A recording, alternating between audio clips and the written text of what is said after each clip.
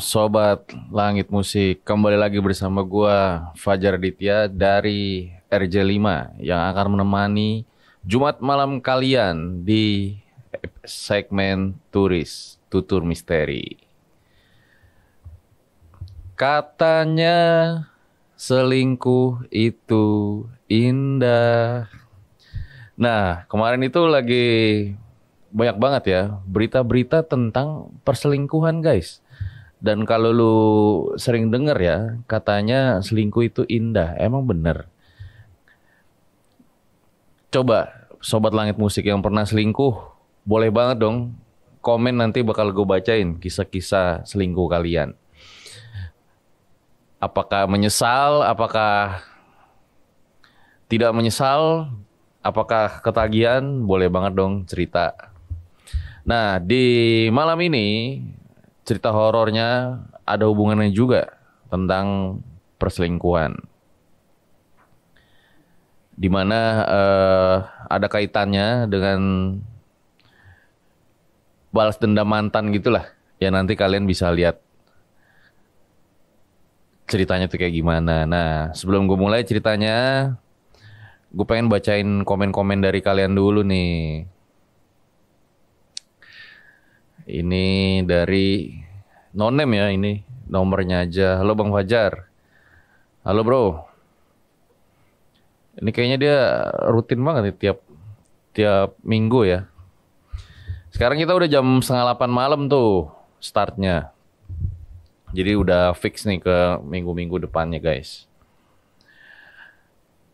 Gue masih nunggu cerita selingkuh kalian, apakah berujung penyesalan atau gimana? Karena ini menarik banget, nanti kita bakal bacain komen-komen dari kalian. Langsung aja, nggak usah lama lagi, kita mulai nih. Berikut adalah ceritanya. Musik.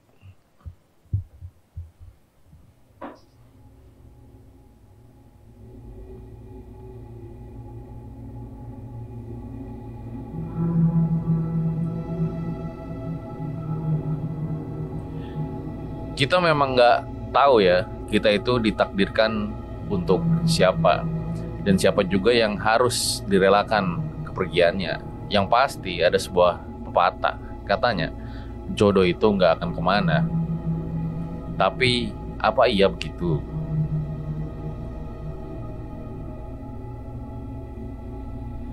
Hari itu si Asmi ini kaget ya, karena tiba-tiba aja lagi tenang-tenang, si Yati itu marah, kayak orang kesambet gitu loh. Yati dateng, buka pintu, terus dia langsung lempar sebuah kertas gitu ke hadapan Asmi. Si Asmi, apa sih ini orang gitu? Tiba-tiba si Yati itu bilang, maksudnya apa? Nulis surat kayak gini. Di situ ada Asmi, ada Fahmi ya. Dia bingung tuh, surat, maksudnya surat apa gitu. Akhirnya diambil lah kertas yang tadi dilempar sama si Yati tuh. Nah, di situ saking marahnya si Yati itu keluar ruangan sampai dia banting pintunya tuh kenceng banget. Brak. Nah, lagi ribut-ribut gitu, datang tuh teman kantor lainnya namanya Hadi. Bingung kan, loh ini kenapa nih si Asmi sama Yati kok sampai ribut di kantor kayak gini, kan nanti nggak enak dilihat orang lain gitu. Nah, akhirnya dibaca tuh secari kertas dari Yati tuh sama si Asmi. Nah, pas udah dibaca-baca, ternyata di isi kertas itu ada hinaan buat orang tua si Yati gitu. Si Hadi ini sampai ngelihat si Asmi ini kayak, gila lu, kalau nulis surat hina-hina orang tuanya sih gitu. Nah, tapi si Asmi itu bilang, weh, jangan ngaco lu, ini surat itu bukan gue yang nulis. Lu lihat aja dah sama tulisan gue, ini beda jauh. Tapi pas diperhatiin lagi sama si Hadi, tapi kayaknya kok mirip tulisan lu ya, katanya. Nggak, lu coba perhatiin dah. Ini beda tulisannya sama gua. Jadi tulisannya itu memang rada mirip guys. Tapi kalau diperhatiin lagi secara detail, tulisannya itu memang beda. Nah akhirnya si Asmi ini bingung ya. Siapa nih yang ngadu domba dia sama Yati gitu, sampai nulis surat-surat kaleng kayak gini gitu. Jadi kejadian ini tuh udah kejadian agak lama, masih zamannya surat menyurat guys. Kalau sekarang mungkin udah jarang kali ya ngirim-ngirim surat kaleng kayak gini gitu. Nah akhirnya si Asmi coba ngambil buku absensi gitu ya. Dia pengen lihat kira-kira di kantor ini tuh siapa sih yang tulisannya mirip-mirip kayak dia gitu loh. Diperhatiin tuh satu-satu tuh tulisannya tuh. Hingga akhirnya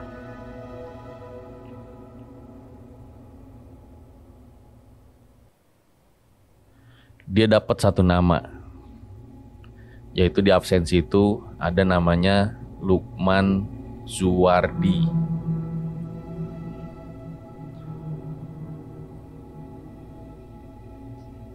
Di, coba lo lihat dah. Ini tulisannya mirip banget kayak tulisan gua. Iya, apa jangan dia ya?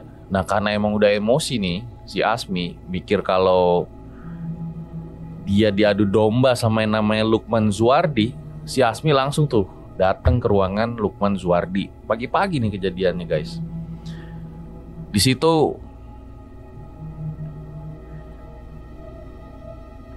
langsung ditembak sama Asmi. Maksud lo apa nih nulis surat-surat kayak gini gitu.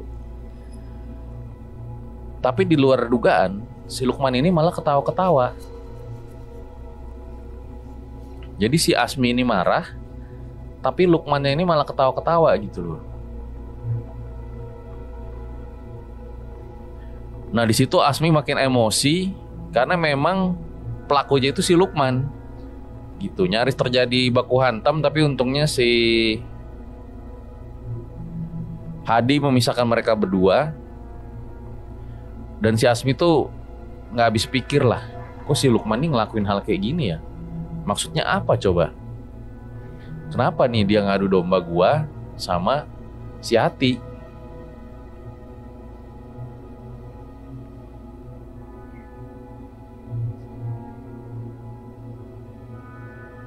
Nah akhirnya kerja tuh di hari itu, jam kerja pun tiba tuh. Setelah pekerjaannya selesai, si Hadi coba nenangin Asmi lagi. Asmi pulang ke rumah. Nah ketika dia pulang ke rumah, si Asmi ini ngelihat abahnya itu duduk di ruang TV ya. Tapi wajahnya itu kayak gimana ya, kayak abis ditegor gitu, tapi wajahnya tuh sangat serius gitu, natap si Asmi. Loh, abah kenapa nih? Biasanya gue pulang suka dibercandain gitu. Tiba-tiba aja si abahnya itu keluar kata-kata kayak gini. Mi, sejak kapan sih abah sama Umi ini ngajarin kamu hal yang kurang sopan santun gitu? Kenapa kamu ngelakuin itu ke orang tua Yati gitu?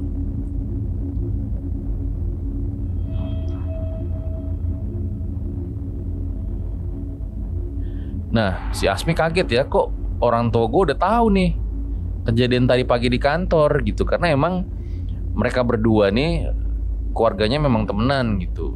Dan si Asmi takutnya, namanya orang tua ya, pasti kan cerita dari mulut ke mulut tuh ke sama temennya gitu. Nah menyebar makin jauh lah kalau Asmi tuh melakukan tindakan yang gak sopan gitu. Langsung aja si Asmi jelasin. Dia minta maaf sama bapaknya dan dia bilang kalau itu bukan dia pelakunya, tapi si Lukman itu loh Pak, orang kantor. Ya udah akhirnya bapaknya bilang, ya udah besok kita minta maaf ke orang tua dari Yati, bapak itu nggak enak. Ya udah mau gimana lagi. Akhirnya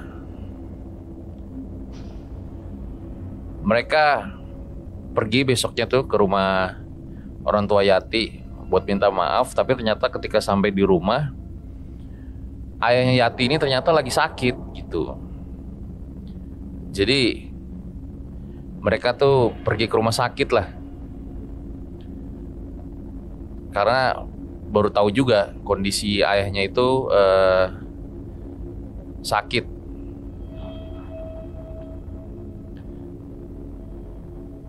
Tapi ketika masuk ke rumah sakit itu, karena memang kondisi ayahnya parah, mereka belum bisa menemuin ayah dari Yati lah intinya. Ya udah, akhirnya mereka pulang lagi. 2 hari kemudian, Asmi sama ayahnya itu nganterin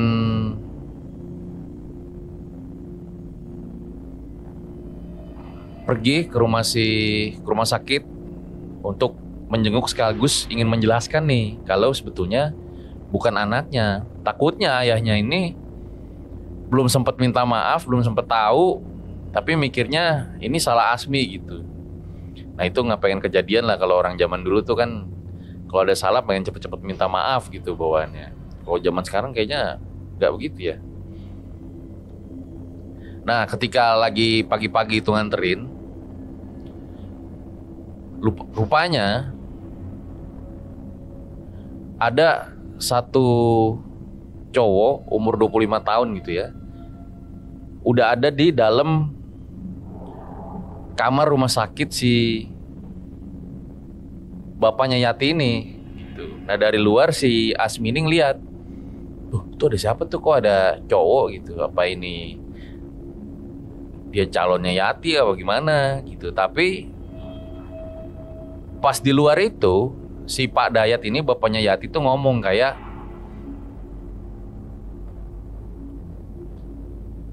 udah lu pergi aja gitu, gue gak restuin Yati ini sama lu. Loh, kok malah berantem nih, pikir si Asmi ya. Terus dia denger lagi, intinya si laki-laki ini minta restu lah ke bapaknya, pengen nikahin si Yati, tapi bapaknya ini gak setuju. Nah ketika si laki-laki itu keluar, bapaknya ini masuklah sama si Asmi gitu. Dia coba ngejelasin kalau kejadian kemarin itu bukan salah si Asmi, tapi temennya lah iseng ngelakuin itu. Nah, tapi sama bapaknya itu justru gak terlalu dipermasalahin gitu. Justru bapaknya cerita, dia lagi pusing sama Yati, makanya mungkin dia tuh sakit. Karena si cowok yang tadi datang itu ternyata adalah pacarnya Yati. Nah masalahnya, cowok tadi itu udah beristri, dan dia pengen nikahin lagi si Yati.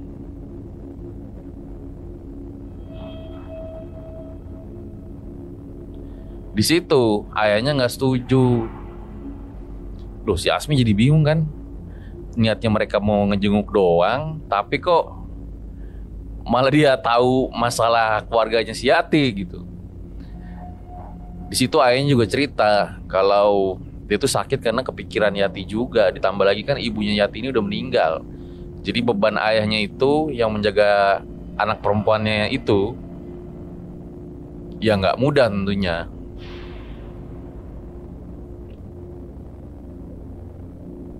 Gitu. Nah, di luar dugaan di situ, Pak Dayat tiba-tiba bilang, Asmi, Bapak nggak tahu nih umur sampai kapan. Gimana kalau kamu aja yang jadi calonnya Yati? Bapak yakin sih kamu ini bakal bertanggung jawab sama anak Bapak gitu. Loh, si Asmi jadi bingung kan? Orang niatnya mau ngejenguk, tapi malah disuruh nikah.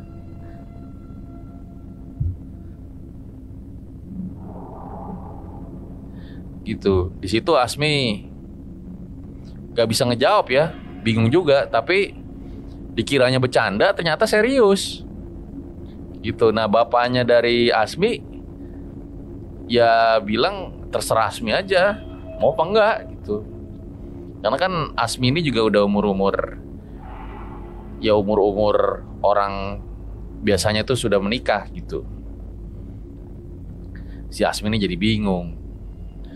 Karena menurut dia Yati ya nggak, maksudnya apa ya, cewek yang lumayan baik juga gitu jikalau jadi istri gitu.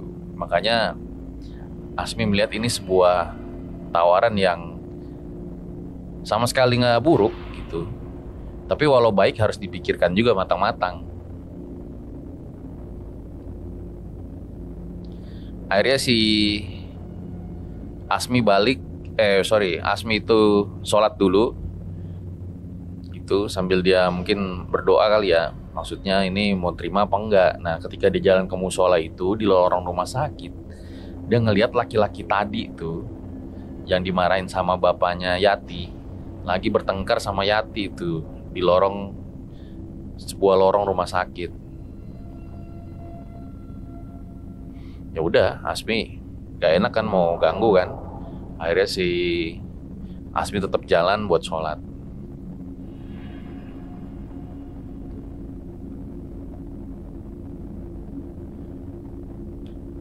Nah, setengah jam kemudian si Asmi balik lagi tuh ke ruangan.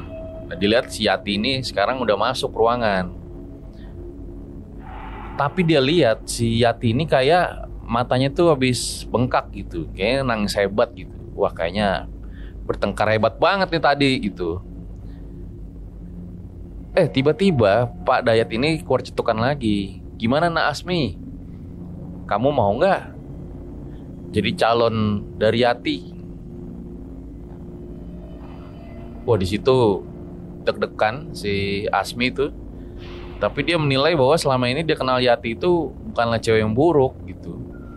Malah lumayan. Ya udah, akhirnya di situ Asmi pun menentukan Bismillah aja deh Pak. Kalau dari saya sih setuju aja. Tapi gimana Yatinya nanti gitu.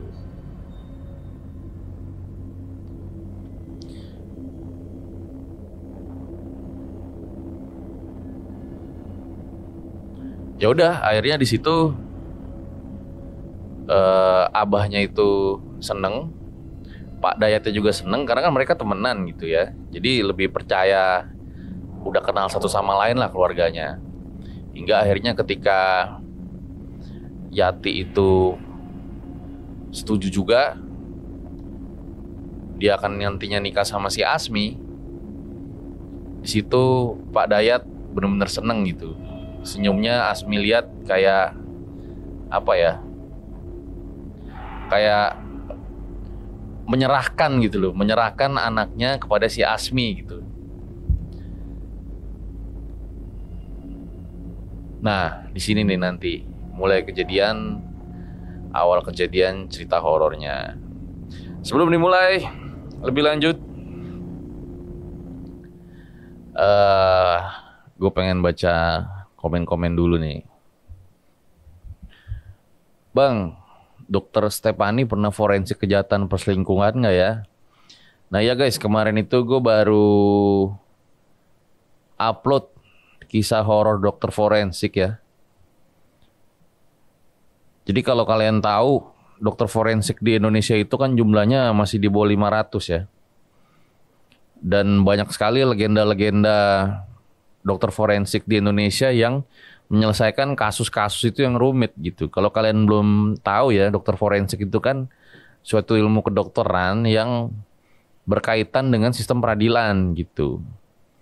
Jadi keberadaan dari dokter forensik ini nanti akan sangat membantu dalam investigasi karena salah satunya dengan cara mengetahui penyebab dan cara kematian dari jenazah atau mayit gitu. Ada kemarin itu udah diceritakan ya. Ini salah satunya perselingkuhan juga ada. Jadi si dokter Stefani ini ada satu pasiennya ganteng. Ternyata meninggalnya itu karena HIV/AIDS. Gitu. Nah pas selesai diotopsi keluar, ternyata udah ada cewek-cewek di luar gitu. Dikiranya itu teman-temannya. Karena mereka kan nangis gitu. Nah pas si dokter itu keluar, baru tahu ternyata ada beberapa cewek itu pacar dari orang yang meninggal itu. Nah masalahnya si cewek-cewek tadi itu nggak tahu kalau si yang meninggal ini cowoknya kena HIV. Gitu. Itu ada sih diceritain di RJL. Kalian bisa lihat sih. Nanti ada 2 part kita ceritain tentang dokter forensik. Nah yang lucunya lagi ketika, bukan lucu sih, yang menyedihkan lah, ketika si cewek-cewek itu tahu dia kena HIV, ada satu perempuan yang baru nikah. Nah ketika sebelum nikah itu dia sempet tes, aman-aman aja HIV gitu loh. Nah suaminya salah apa itu? Wah itu panjang sih rentetannya tuh. Ya itu cerita lengkapnya nanti kalian bisa lihat di RJL 5. Mulia banget pekerjaan forensik. Ya betul, selain mulia ini pekerjaan yang gak mudah menurut gua. Karena tanggung jawabnya berat. Dan harus kuat sih, kita bedah-bedah mayat, periksa-periksa luka gitu kan. Perlu mental yang kuat sih kalau menurut gua. Carol, halo bang, halo. Kita lanjut aja kali ya. Oke, musik horor.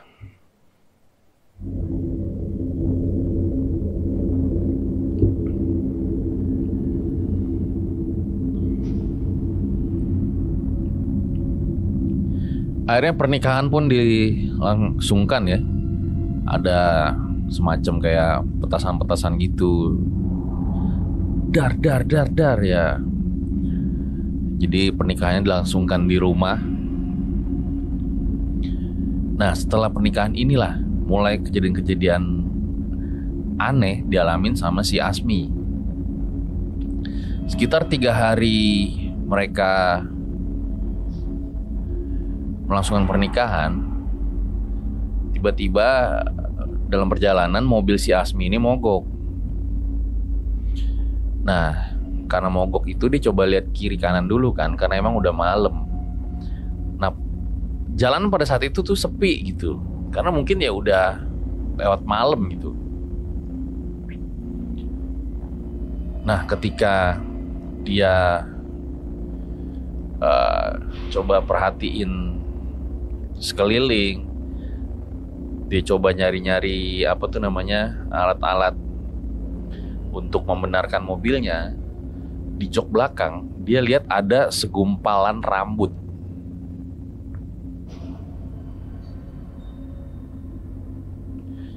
Ini rambut siapa gitu? Kayaknya bukan rambut si Hati deh. Nah gak lama itu si Asmi ini denger ada suara wanita itu kayak lagi nyanyi. Na na na na na na. Si Asmi coba lihat sekitar, cewek siapa nih yang nyanyi gitu.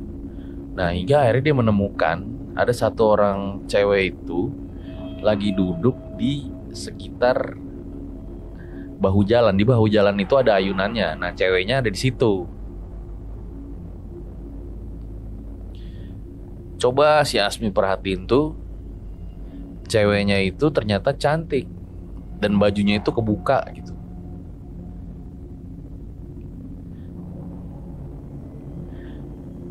Nyaris tuh si Asmi tergoda karena dia mikir, itu perempuan cantik kok sendirian ngapain ya gitu. Baru dia mau nyamperin tapi astagfirullah kan gue baru nikah gitu.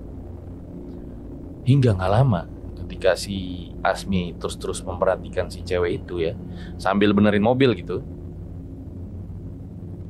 Dan ketika dia lihat lagi ke arah ayunan, cewek yang tadinya tuh cantik banget sekarang udah gak cantik.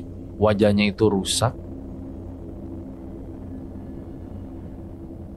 Dan suara nyanyian tadi berubah jadi suara tawa yang melengking.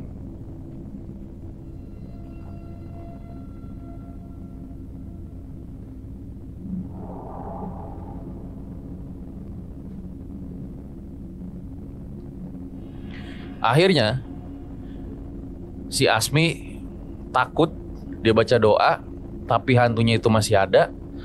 Dia lari tuh. Si Asmi gak sadar kalau ada mobil itu yang lagi ngebut kenceng banget. Ketika mobil itu klakson, kayaknya si Asmi itu sadar, hingga akhirnya si Asmi itu kayak lompat gitu lah. Dan dia masih bisa selamat pada saat itu. Nyaris terjadi kecelakaan buat si Asmi.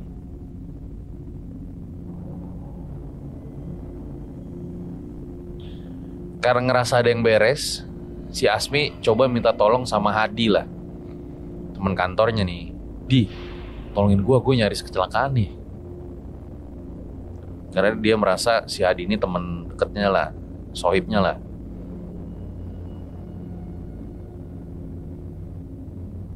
Nah, uniknya lagi, ketika si Asmi ini ngalamin sebuah kejadian horor, si Yati ini di rumah juga ngalamin hal yang aneh.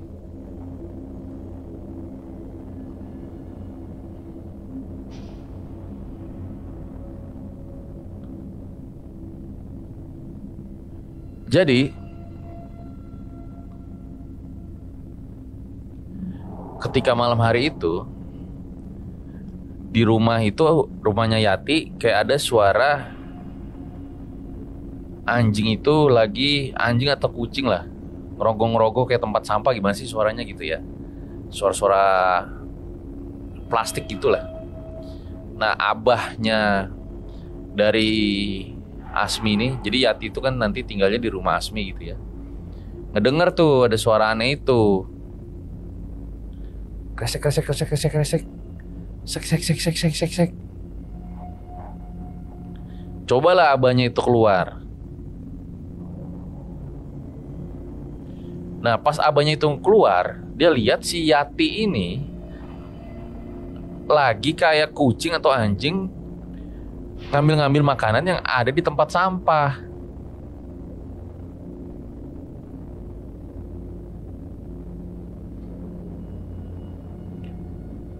Loh, si abahnya bingung kan? Yati, kamu ngapain? Gitu.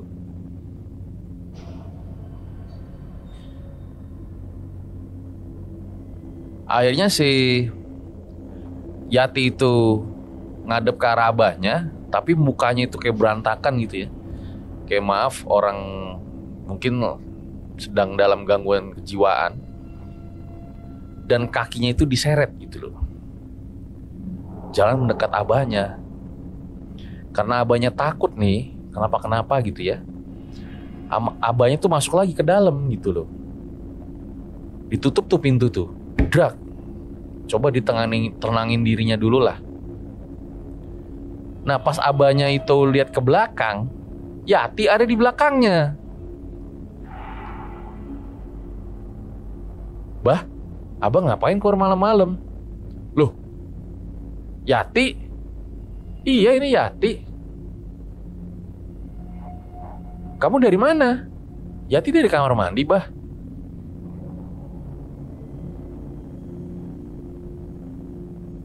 Abahnya makin bingung.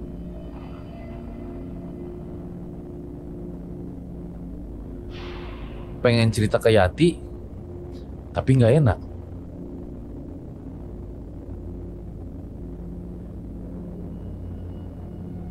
Akhirnya si abahnya coba buka pintu lagi, dan dia lihat di depan itu sosok Yati udah nggak ada.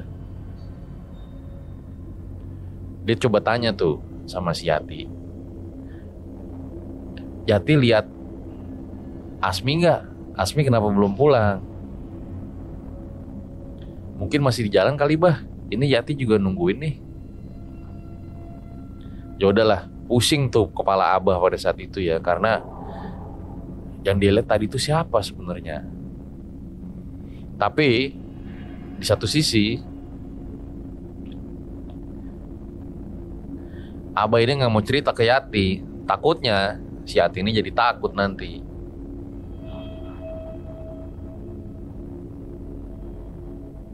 Yati lalu pamit tuh menuju kamarnya.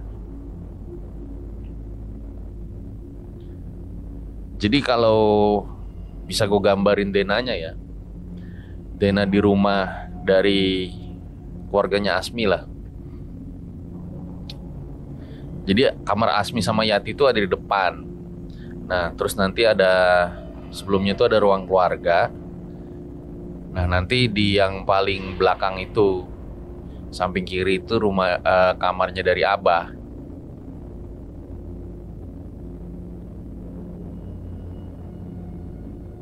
Nah ketika Yati itu jalan menuju kamar, ngelewatin sebuah jendela besar.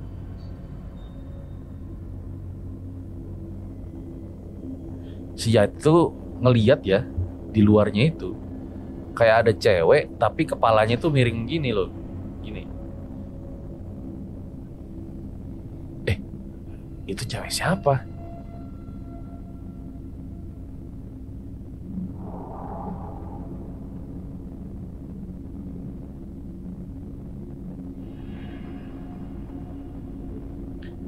Nah, rambut dari cewek itu benar-benar panjang hingga ketika Yati itu pengen mastiin ya, ini siapa, kok ada cewek di rumah mereka gitu. Ketika si Yati itu pengen mastiin, kepala dari si perempuan itu berputar-putar tuh udah kayak gak mungkin orang gitu. Jadi kayak berputar sampai ke lantai, sampai susah lah dideskripsikan. Intinya kepalanya itu udah gak masuk akal dah, muter-muternya tuh. Bukan muter begini ya, tapi kayak dia masuk ke kaki, kembali lagi ke atas.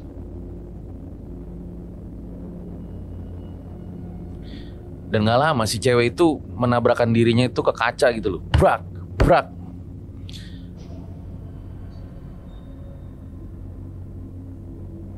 Yati takut dong. Di satu sisi si Asmi belum pulang kan, langsung tuh dia lari ngibrit ke kamarnya Pak Herman, abahnya. Bah, tolong bah.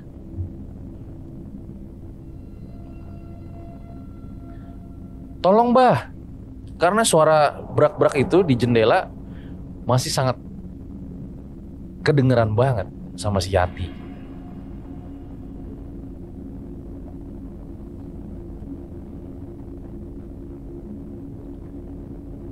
Nah, kita balik lagi nih ke si Asmi. Jadi si Asmi itu kan pengen ngubungin si Hadi kan, minta tolong nih, karena mobilnya ini masih mogok gitu dan dia nyaris kecelakaan lah.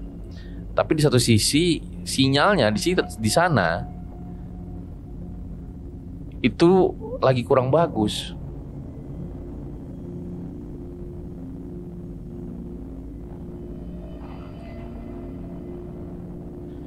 Akhirnya si Asmi, udahlah kalau nggak bisa telepon gue SMS aja gitu. Saat itu masih zaman SMS ya. Tolong jemput gue dong. Gue nyaris kecelakaan nih. Posisi gue di sini gitu.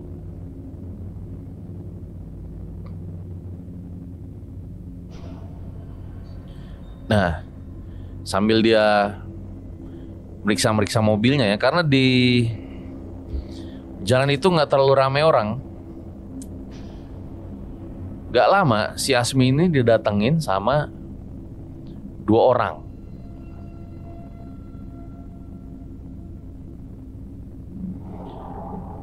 Ketika didatengin sama 2 orang itu, dikiranya mereka adalah rampok atau begal gitu, pengen ngerampok hartanya. Tapi nyatanya si 2 orang itu mukul-mukulin si Asmi gitu loh.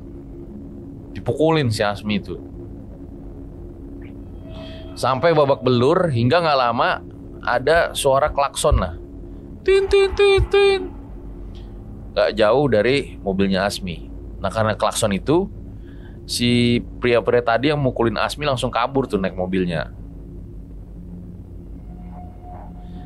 Gak lama turun tuh orang dari mobil. Nah ternyata itu adalah si Hadi. Si Hadi langsung gercep bantuin si Asmi, dan dia nggak tahu ya kenapa ngelihat itu siapa yang mukulin lo gitu.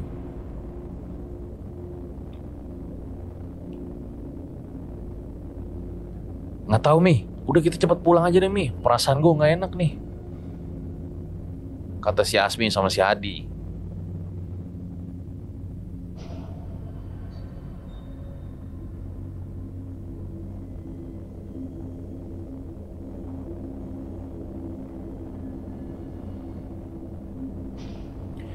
Yaudah, akhirnya mobilnya itu langsung diberesin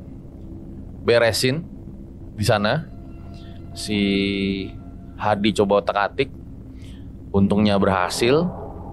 Mereka pun pulang tuh menuju ke rumah dari si Asmi. Nah, karena memang si Asmi itu firasatnya lagi nggak tenang, si Hadi ikut nganterin lah saat itu, karena ngeri juga sama dua orang tadi. Nah, ketika sampai di rumah, si Asmi ini ngelihat kok di depan itu berantakan gitu rumahnya ya. Loh, kenapa nih gitu? Tempat sampah jatuh, berserakan juga, nggak kayak biasanya lah. Ditambah lagi kan si Asmi ini tadi ngalamin hal-hal yang bisa dibilang aneh gitu. Langsung diketok-ketok tuh. Assalamualaikum Mbah Yati. Tapi nggak ada jawaban dari dalam. Mbah Yati. Nggak ada yang nyaut. Si Asmi mau ngeluarin telepon, masalahnya teleponnya itu hancur. Tadi habis dipukulin orang. Akhirnya si Asmi itu pikir, udah apa kita dobrak aja ya. Karena dia takutnya orang yang mencelakakan dia itu ingin mencelakakan Yati sama abahnya juga gitu loh. Dan dia gak tahu itu siapa.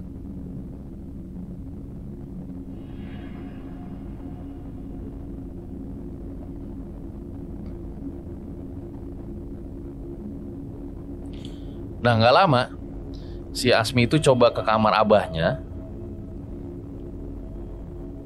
Dan diketok-ketok, gak lama abahnya itu keluar dari pintu samping gitu. Mi, Yati Mi gitu. Loh, Yati kenapa bah? Itu kayak orang kerasukan. Abah beberapa kali ditendang sama dia.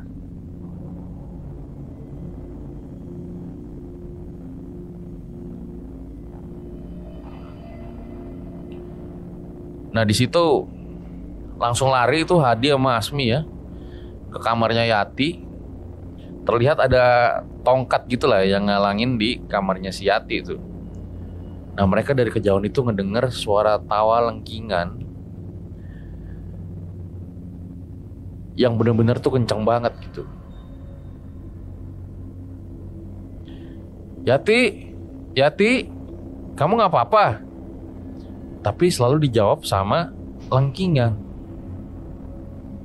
Lengkingan tawa. Ya udah pasti ada apa-apa. Mau dibuka juga serem gitu kan.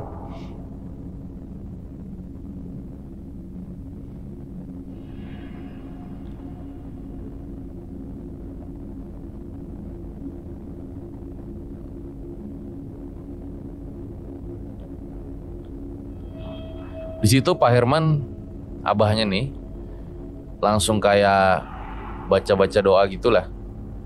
Karena dia ngerasa bahwa ada yang aneh nih gitu. Kok kesurupan tapi sampai kayak gini.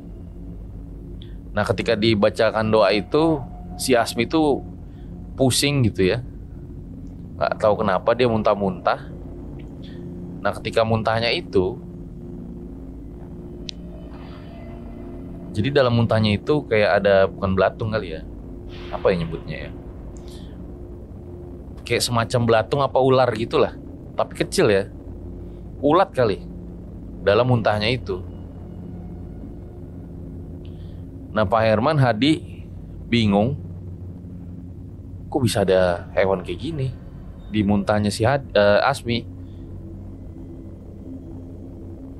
Entah apa kemakan atau gimana ya. Tapi di situ Abah langsung menyimpulkan, jangan-jangan ini santet.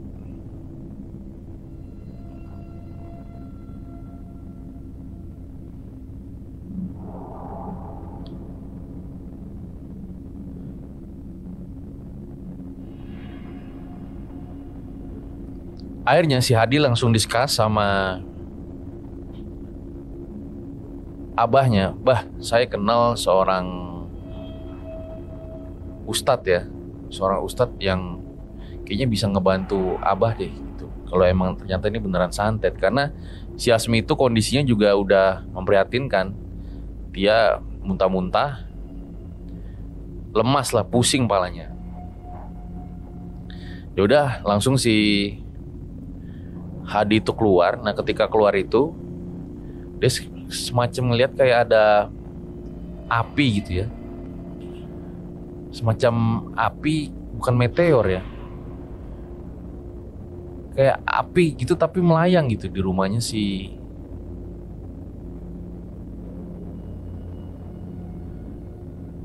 Asmi ini. Wah, jangan-jangan ini memang kiriman santet.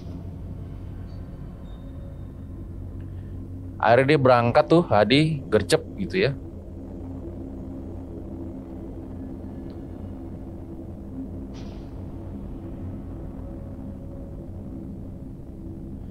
Nah, akhirnya subuh akan segera tiba. Kondisi udah kacau, si Asmi itu udah pingsan, mungkin dia nggak kuat dengan pusingnya.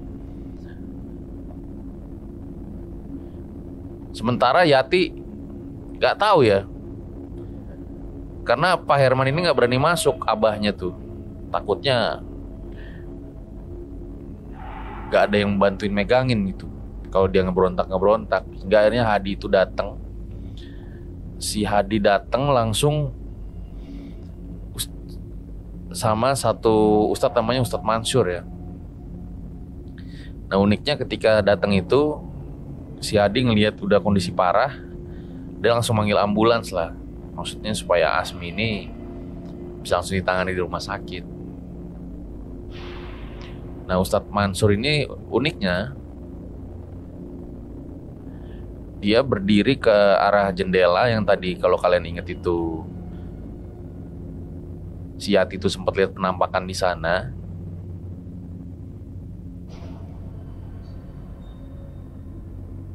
Di situ Ustadz Mansur baca-baca doa di jendela itu. Bacain ayat kursi. Dan setelahnya Ustadz Mansur itu bilang kalau di sini ada kiriman seorang hantu wanita.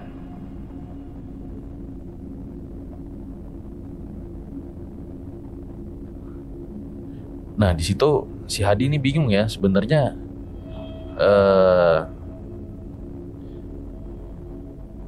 Si Asmi itu dikirimin sama siapa sih? Kok keluarganya bisa sampai kayak gini gitu?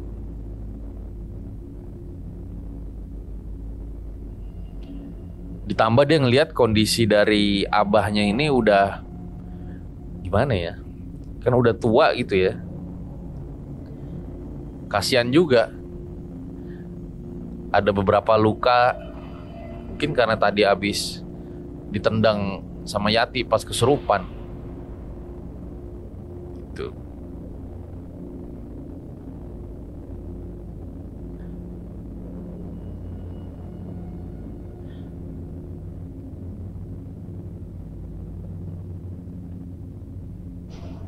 Nah, akhirnya ambulans sampai. Langsung si Hadi tuh ngebawa Asmi sama Pak Herman ke rumah sakit. Tat, ini saya tinggal sendiri nggak apa? Nggak apa, udah. Biar saya aja yang selesaiin di sini, kata Ustadz Mansur. Ya udah.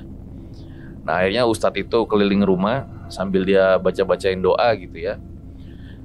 Dan ketika baca doa itu, tiba-tiba lampu yang tadi nyala tuh jadi mati tuh.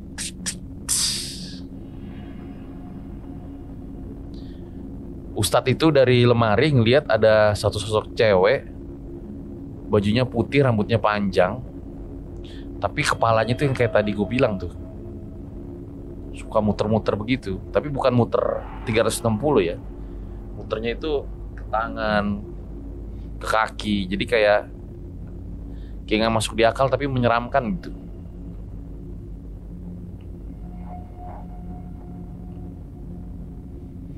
Di situ Ustadz Mansur bilang,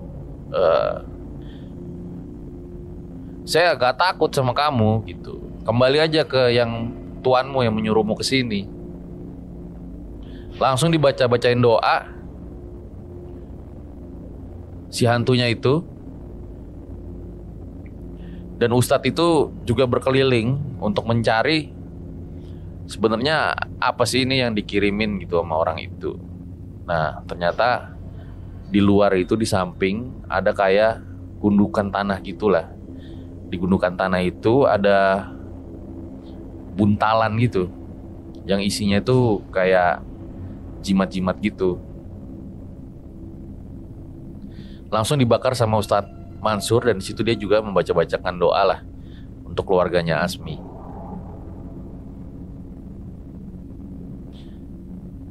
Nah, di sini plot twistnya nih. Jadi ketika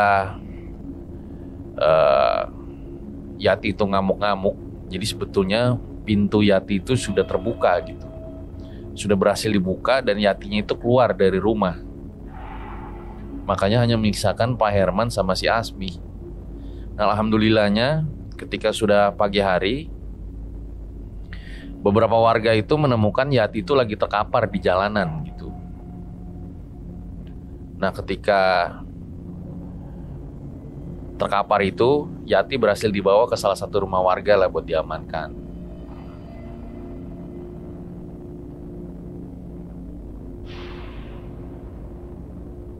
Nah, si Hadi pun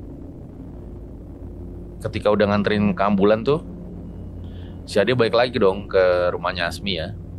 Karena dia pengen tahu keberadaan Yati itu gimana. Cuman kata Pak Ustadz, ya saya juga nggak tahu. Orang dari tadi saya sendirian katanya.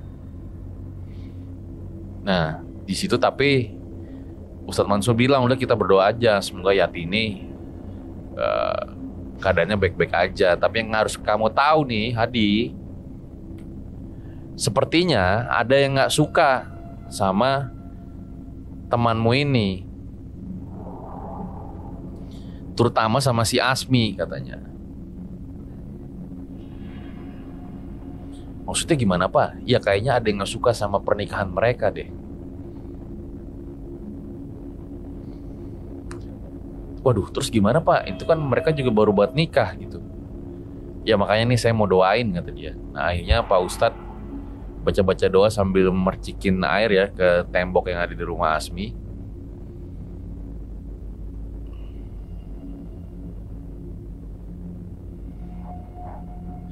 Akhirnya ketika udah di warga itu, Yati pun sadar lah gitu, dibawa juga ke rumah sakit.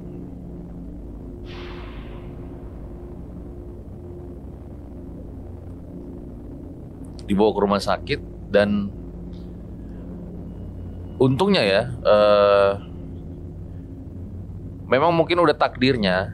Jadi ketika orang ini melakukan hal jahat kepada keluarganya Asmi gitu ya. Nah, Asmi itu punya teman namanya Hadi. Nah, Hadi itu kenal seorang ustadz yang memang biasa mengurusi kasus-kasus seperti ini gitu, tentang ilmu-ilmu sihir. Nah, ketika juga sudah dibawa berobat ke rumah sakit tuh keluarganya. Nah, alhamdulillahnya mereka juga berobat jalan ke Ustadz Mansur ini. Gitu, seiring berjalannya waktu, akhirnya si Yati ini yang ngalamin trauma ya. Jadi Yati ini mengalami trauma yang sangat mendalam. Ketika sudah melakukan rehab lah, akhirnya dia dapat sembuh lagi gitu. Tapi ketika ditanya siapa yang melakukan ini sama Pak Ustadz, yang nggak dijawab gitu. Apa mungkin mantannya Yati? Semua pikiran tertuju kepada mantannya Yati yang saat itu ditolak sama bapaknya Yati untuk menikahi si Yati secara kasar. Karena ada kejadian juga si Asmi itu sempat dipukulin dan nggak tahu sama siapa. Itu. Nah, gue juga nggak tahu sih kenapa dia nggak ngelapor polisi yang masalah dipukul itu. Tapi itulah kejadian ya yang dialamin sama keluarganya Asmi ketika dia melangsungkan pernikahan. Baru berapa hari, 3 hari itu dia sudah harus mengalami fenomena horor, kejadian horor di rumahnya, di mana menurut salah satu ustadz yang ada pada saat itu, kalau ini adalah kasus sihir. Gitu teman-teman kisahnya. Gimana kalau menurut kalian kisah tadi? Pernah ada juga gak sih yang ngalamin kayak gini? Dendam mantan, dendam dari selingkuhan. Nah, gue pengen bacain komen-komen lagi nih dari kalian nih.